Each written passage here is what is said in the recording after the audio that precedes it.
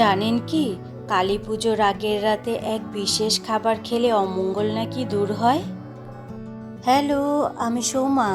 গৃহিণীর এই চ্যানেলে তোমাদের সবাইকে জানাই অনেক স্বাগত। হ্যাঁ হ্যাঁ, ঠিকই শুনেছেন আগের কথাটা। কালী পুজোর আগের দিন এই প্রথাটা চলে আসছে আমাদের বংশ পরম্পরায়। ১৪ শাক খাওয়া, এর পেছনে আছে এক পুরনো বিশ্বাস, এক গল্প। ১৪ শাকের গল্প। কালী পুজোর আগের দিন এক প্রাচীন প্রথা। কালী পুজোর আগের দিন মানে বাংলার ঘরে ঘরে এক আলাদা ব্যস্ততা। প্রদীপ, ফুল, ধূপ সব প্রস্তুতির পাশাপাশি থাকে এক পুরনো রীতি, ১৪ শাক খাওয়া।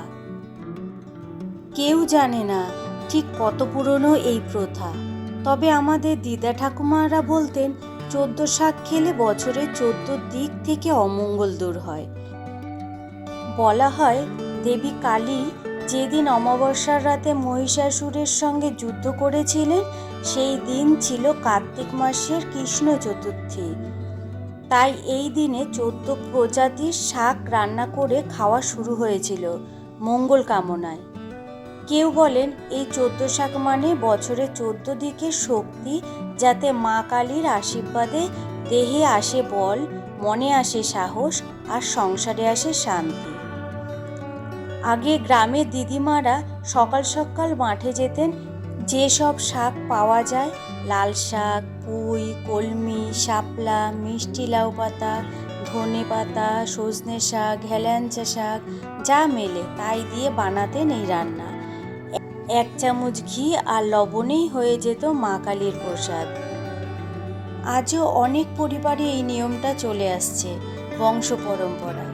শহরে হয়তো শাক বাজার থেকে কিনে আনা হয়, কিন্তু মনের ভেতরটা ভক্তি আগের মতোই থাকে। মা যেন রক্ষা করেন, অমঙ্গল দূর করেন, ঘরে শান্তি রাখেন। কাল রাতেই আমি কিনে এনেছিলাম ১৪ শাক। ভালোভাবে বেছে তারপর জলে ভিজিয়ে রেখে এসেছি।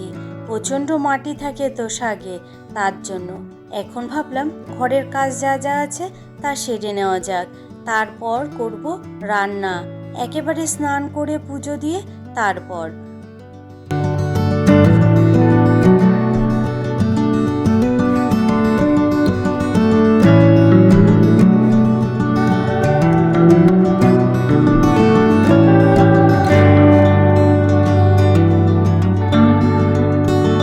আরও উঠে গেছে, কিন্তু নামতে দিচ্ছি না বলে আর নামতে পারছে না।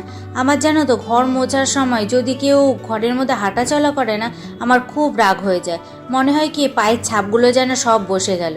ঘরটা শুকিয়ে যাক তারপর নামুক, তাহলে ঠিক আছে। এই কারণে রাইও নামছে না।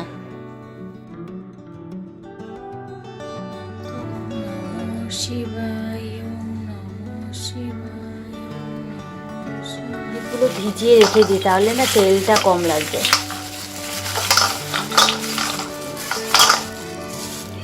আধ ঘন্টা মতো ভেজালেই হবে, তারপরে এগুলোকে শুকাতে দিয়ে দেবো।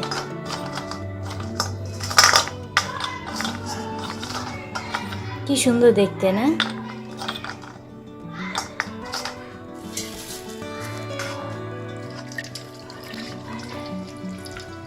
এই দেখো আমার মেয়ে বিছানা তুলেছে, কি সুন্দর দেখেছেন?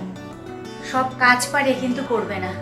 কোনো রকম বালিশ দুটো শুধু ওইখানে রেখেছে, রেখে চলে গেছে বাথরুমে। আমি যাচ্ছি রান্নাঘরে, এখন শাকটা চাপাবো। শাক চাপিয়ে তারপরে আসবো হলো বিছানাটা গোছাতে।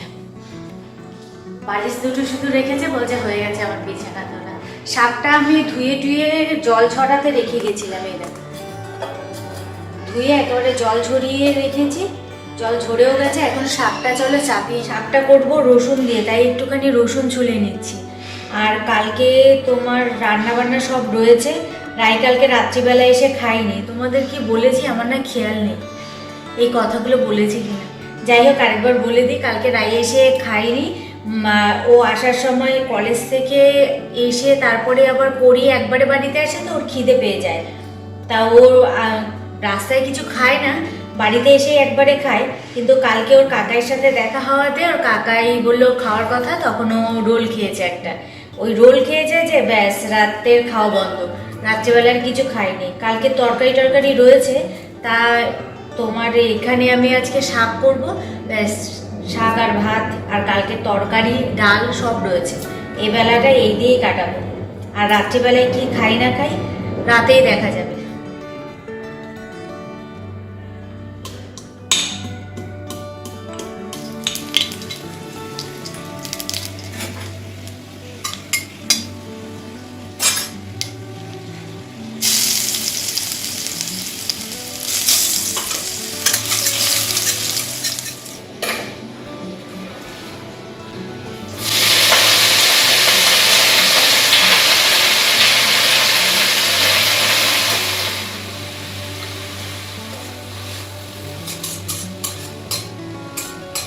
শাক চাপানো কমপ্লিট হয়ে গেছে। চলো এবারে হলো এই আমলকিটা বারান্দাতে দিয়ে আসি।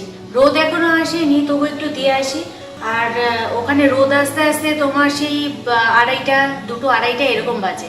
তাই এখন তো অত বাজেনি, তাই ওখানে দিয়ে আসি, যখন আসবে তখন টানবে, তাই না? চলো।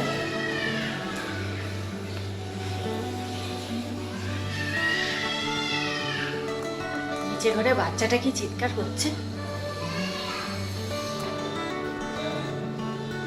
রোদ আজকে নেইও, একদম মেঘলা আকাশ। চলো এবারে বিছানাটা গুছিয়ে নিই। বিছানার যা পরিস্থিতি, ওইদিকে শাক হতে হতে বিছানা গোছানো হয়ে যাবে। আর রাই গেছে স্নান করতে, একবারে স্নান করেও আসবে।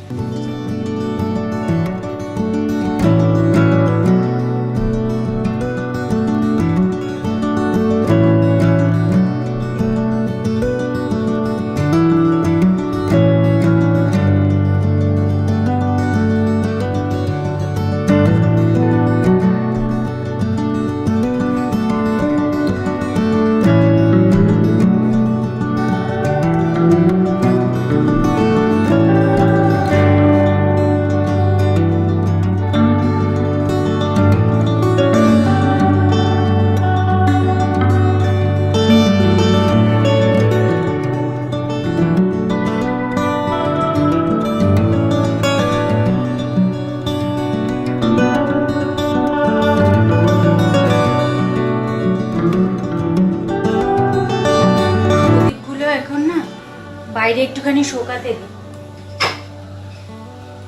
অনেকক্ষণ হয়েছে ভিজেছে। এবার একটুখানি শোকাতে, জায়গাটাতে শোকাতে দিই। আর ওই যে দেখছো ড্রেনটা, জল যা বেরোনোর ওখান দিয়ে বেরিয়ে যাবে। শাকগুলো দেখো এত বড় বড় করে কেটেছে, ডাটা ডাটা শুদ্ধ, যে তাকিয়ে আছে। যাই হোক চলো, শাক এখানে হলো তোমার পালং শাক, আর আছে হলো সাথে এই যে কালকের ডাল, আর লেবু তো অবশ্যই আছে। চলো দুপুরের খাওয়াটা খেয়ে নিই।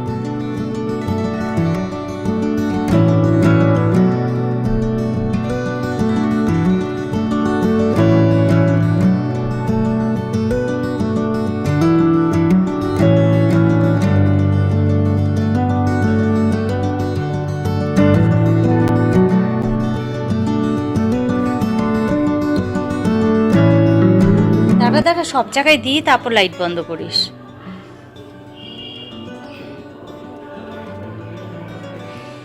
জানালাতে দেওয়া ছাড়া আর কোনো উপায় নেই। এবার চলো দিয়ে আসি হলো বাইরে। আমি দেবো। তাহলে একবারে জ্বালিয়ে দেবো এই কটা? আমি জ্বালাতে পারবো। আচ্ছা চলো।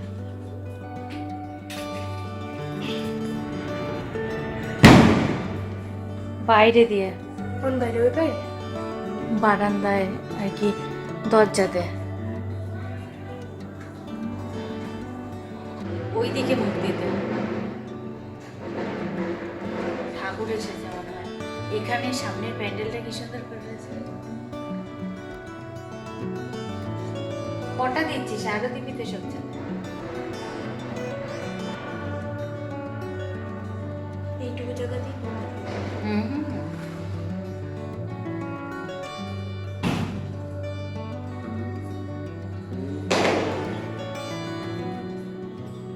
বাইরে দে। ব্যাস ব্যাস।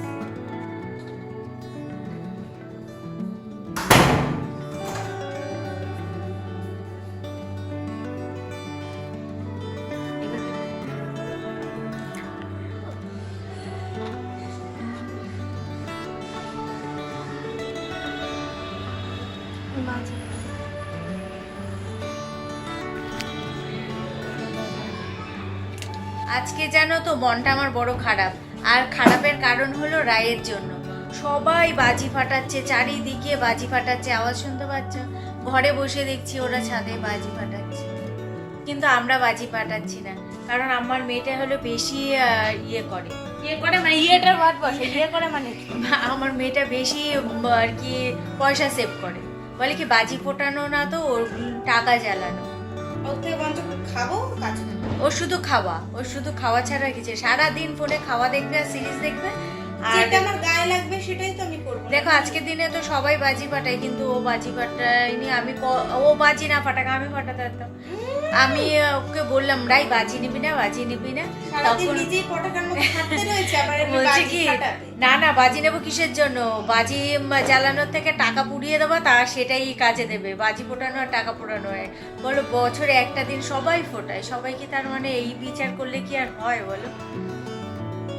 এরকম যদি করে কি করে হয়? আর আজকে রাই রান্না করছে তোমার ভাত আর ডাল সেদ্ধ। সকালবেলাতে তো তোমার কালকের খাবার দিয়ে হয়ে গেছে, তাই এখন রাত্রিবেলায় আজকে আমাদের মেনু ডাল আর ডাল সেদ্ধ আর ভাত, আর ডিমের অমলেট যদি খাই তো করবে, না অথবা না, আজকে আর আমি আর করছি না। ডিমের অমলেট হবে না, যাই হোক ও যদি খায় তো তার জন্য, আমি তো খাই না। আর হলো চলো আজকের ভিডিওটা এখানেই শেষ করছি, মনটা খারাপ। ওই দেখো বাজি, সবাই বাজি ফাটাচ্ছে।